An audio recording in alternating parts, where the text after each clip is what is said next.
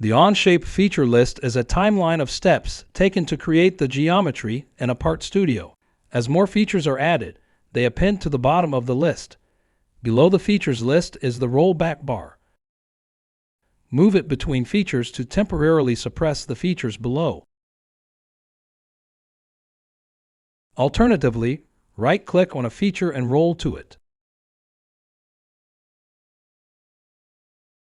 In a complex part studio, you may experience long regeneration times when entering and exiting features upstream in the features list.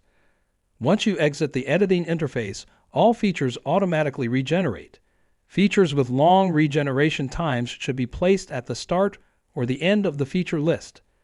Placing these features at the start allows the designer to change features downstream without triggering regeneration.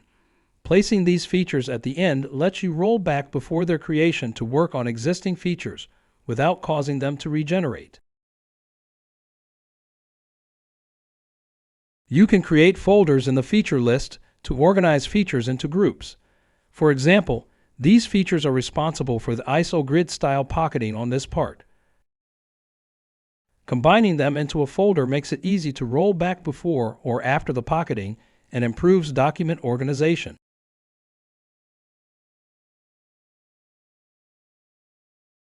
The order in which features are completed can affect overall regeneration time.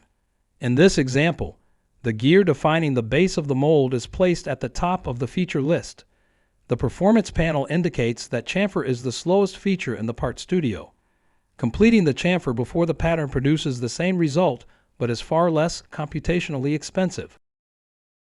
In this example, the total regeneration time drops from over 3 seconds to around 1. Variables solve like other features, and editing them causes all downstream features to recalculate. They should be placed immediately before relevant features rather than at the top of the feature list. To easily edit any variables in a part studio, access the Variable Table panel on the right.